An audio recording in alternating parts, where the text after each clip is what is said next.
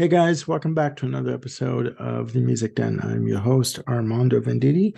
And in this episode of Was This Their Best, I'm going to be looking at an album from an Irish band. The album was released in 1991, November of 1991. The band is U2, and the album is Achtung Baby.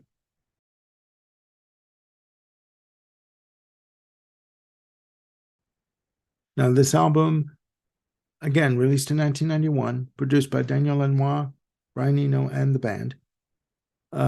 Marked a definite departure uh, for the band. They had just come off, I guess it'd be about a 4-year hiatus after the release of um, Rattlin' Hum, which was part studio, part live album, which I really don't understand why groups do that. For me, it holds no purpose, but that's just me. Um, Rattlin' Hum um, was basically seen as their Americana album. I mean, you had them dressing up and cowboy boots and jeans and denim and jackets and cowboy hats and strapping on a acoustic guitar on their back or their front and just playing their hearts out to these stadiums. And it was said in a documentary of the not Joshua Tree, sorry, of Achtung Baby, the 30th anniversary documentary, that looking back on it, they thought that they lost the plot to some extent, which necessitated the 4-year long break. Sorry, and for me, I think they're better off for it. Achtung Baby came out, and it was a hit right off the bat. It marked a new decade for the band, new sound. Some people think they went too far to the right or left, but I think they did what they needed to do for themselves and for their sound. They need to reinvent themselves, and man, did they ever. The production on it, to me, I know they've used examples like Kraftwerk as an inspiration. To me, I hear more Bowie influences on this album, with albums like Lodger and Low and Heroes, especially. Uh, Low and Heroes more than possibly Lodger, but you know what? It works.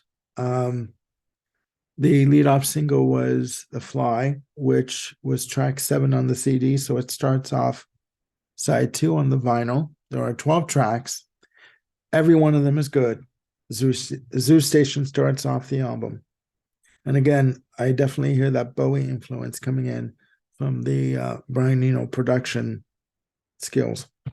Songs like Even Better Than the Real Thing, Until the End of the World, Who's Gonna Ride Your Wild Horses, So Cruel, again, The Fly, Mysterious Ways, which was the second single.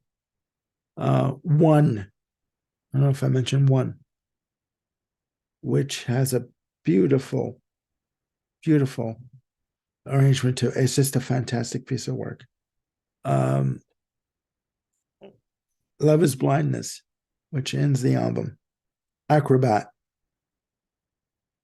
So Cruel, you know, uh, Ultraviolet. All these songs are, for me, fantastic. And I think that, again, do not forget, at the same time, they did the album, they were going on tour, and it was a massive tour. And during the tour, they had some downtime and they recorded Zuropa and released it. And they embarked, I believe they embarked on the Zoo TV tour for Achtung Baby. And I was able to see them on the Pop Mart tour, which kind of continued the Zoo TV tour theme, aesthetic. Um, I think that this was them at their pinnacle, even though it was the 90s, the early 90s, or the start of the 90s. For me, this was them at their zenith. They were white hot in terms of music composition, melodies, hooks, presentation. They were above everyone else at the time. And people were were bitching that they sold out with the Zoo TV tour and the banks of monitors and all these flashing images coming at you. People really don't get it. What they were trying to do was to tell people these are the trappings of commerciality. Don't fall for it. Because even at that point, everything in the early 90s, everything started to become very commercial and very sort of fast food type of thing. You can get whatever you want almost like on a conveyor belt of information and accessibility. And they were trying to warn you to not fall into that trap.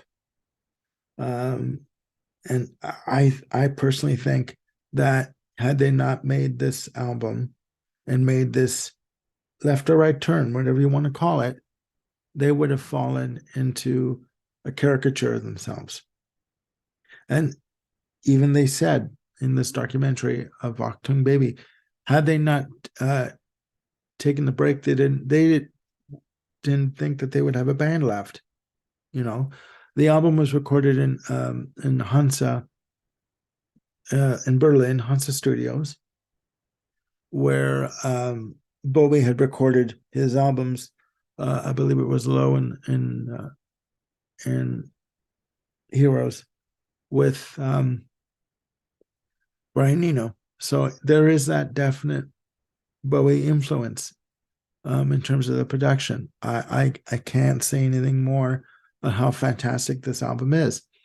And again, some people like different eras of a band. Some people like the early U2. Some people like the Joshua Tree era. Some people like the Unforgettable Fire era. For me, this is where I think that they were fantastic. It's not to say that they didn't release fantastic albums after this, with the exception of Pop. Pop, for me, I did buy Pop, but no, it doesn't hold a candle to Achtung Baby on any level whatsoever. So, but for again back to it, for me, Achtung Baby was the album that for me saw them at their best. And within the 90s, I don't think that they ever achieved that again. Which is, I guess it's normal for bands to have a peak in the valley during their career. Unfortunately, I was going to say unfortunately. No, fortunately, this album was a necessary step. It was mandatory. It had to be taken. And I'm very glad that they did take it. So that's it for this episode. Please let me know your opinions down below. Do you like Achtung Baby? Do you not like it? Do you think they should have continued down this path? Should they have just continued on from where they left off with the Joshua Tree or Joshua Tree? Let me know what you think. There are no right or wrong answers. So just give me your opinions. And again, please hit like and subscribe and hit the notification bell to keep on top of any content that I'm going to be putting up, which I'm going to be putting up, I think, maybe a couple of more videos. So that's it for now. Hopefully you guys are having a great day and looking after yourselves and one another. And we'll talk soon. Bye for now.